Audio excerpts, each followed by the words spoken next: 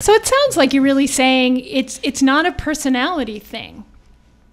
Because this is more, this would be more like if you're, go ahead, Lewis. Well, I mean, there's a certain personality for a speaker, definitely, there has to be a certain personality. You have to be willing to stand up in front of people and be excited and want to have that rock star feeling for 20 minutes.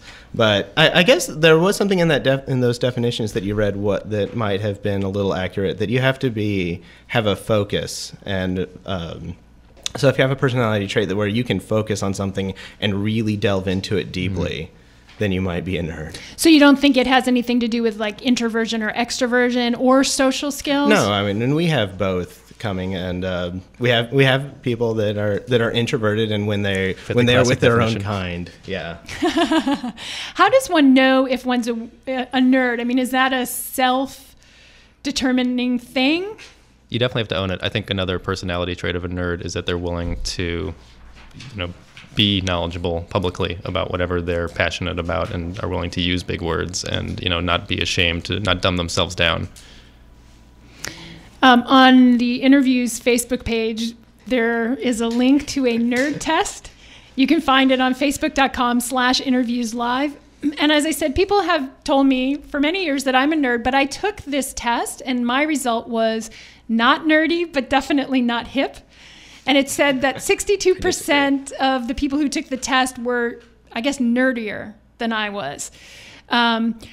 But I felt like there was a science bias. So is that also like a mistake to think that kind of like if you're math science oriented that makes you a nerd? I mean, aren't there math science nerds? Absolutely. First of all, there's nothing wrong with being average. But I mean, I did that test and it was extremely biased towards science, and in particular the more mathematical sciences, science and physics and computing, maths and physics, computing, things like that. So there is this assumption that if you're a nerd, you're either going to be into physics, mathematics, computers, or science fiction, the whole fantasy, Dungeons and Dragons, and absolutely that's part of the spectrum. But as JC said, he's a policy guy and is a big nerd about it.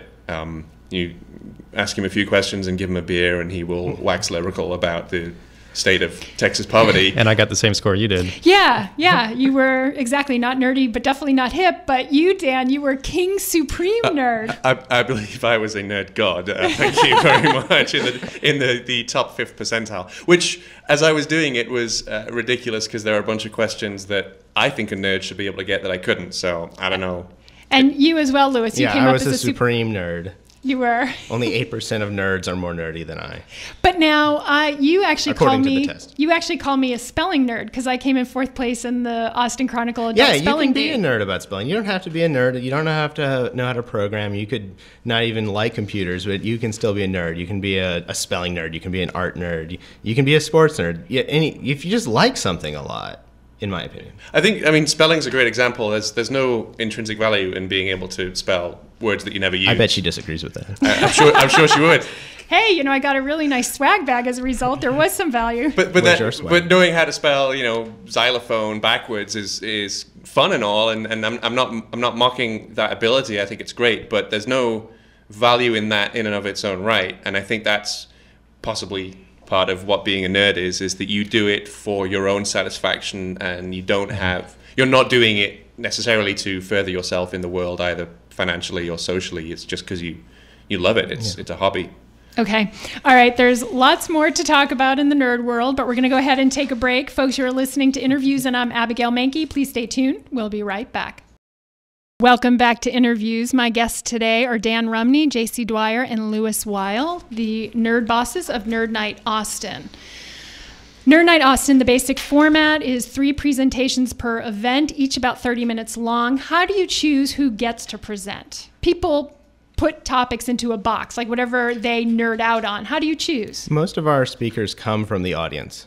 So we have a suggestion box. We put out cards and we ask people to fill them out. Just like, what do you nerd out on, and would you be willing to stand up and give a presentation?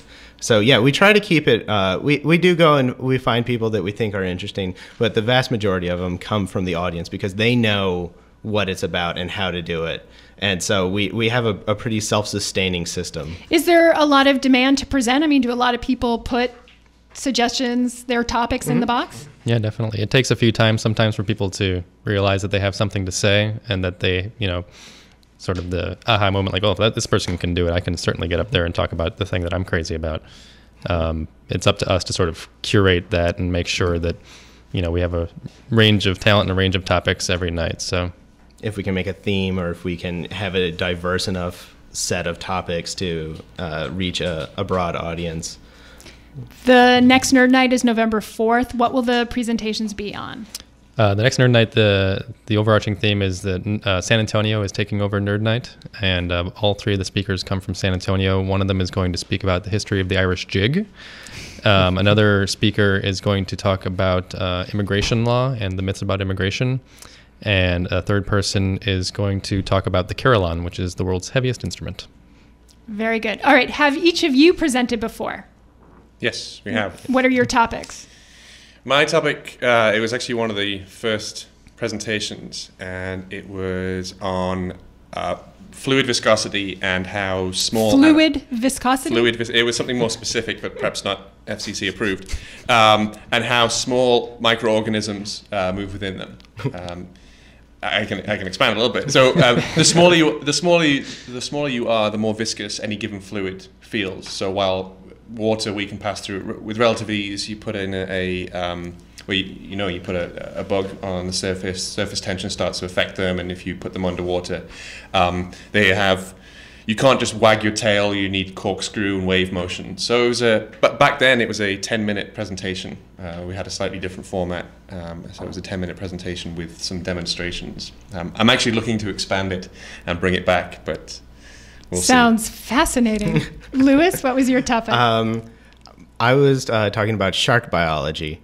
I am a molecular biologist. I'm not a marine biologist, so it was something that I'm not professional in, but I happen to know a lot about it. And I talked about shark mating, which is violent and kind of cool, and also not FCC approved, probably. And it was probably the second or third Nerd Night. Mm-hmm. I wasn't involved yet. I heard about it on Facebook or something, and I went, and I was sitting in the audience, and I thought, hey, I could do that. And I went up, and I think I talked to Dan, and gave my email to JC, and next thing I know, I'm on stage, and then next thing I know, I'm helping run it because I nerded out on Nerd Night. You passed the test? When you fell off the stage, you passed the test? Oh, yeah. Like 2 minutes into my presentation, I fell off onto a speaker, and I landed in a sitting position, just kind of like that's what I meant to do. And Dan and I said, we need to get this guy. Yeah. And he did also bring a dance act for the first few minutes of the presentation. There was an interpretive dance. Yeah, it was an interpretive dance about sharks. A friend of mine from Little Stolen Moments organized an interpretive dance about sharks, and they did the first few minutes. Very nice. JC, what about you? What did you present on? I talked about the history of social welfare policy and how most of our social welfare policy here in the United States is based on English poor law, which itself was based in economic realities and the Black Plague. And so I just sort of took people through a trip through history, showing them why the soup kitchen on the corner is very similar to what you would have found in England in the 1600s. Huh. What are some of your favorite topics that have been covered? Well, I have to have a little bit of a bias because my wife gave a talk, and she talked about the history of the Nintendo Entertainment System.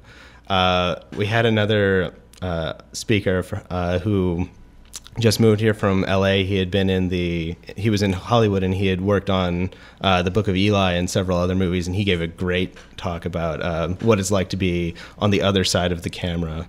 I think one of my favorites, we had a guy coming and talk about marching bands, and in and of itself it was a fantastic presentation, but what really clinched it for me was the fact that if you looked at a bit of paper and say, oh, he's talking about marching bands, you're not really going to be that excited. But I think by the end of it, everybody was thrilled at the idea of marching bands, knew about where they came from. It was just a perfect pitch Nerd Nite presentation. He did a great job.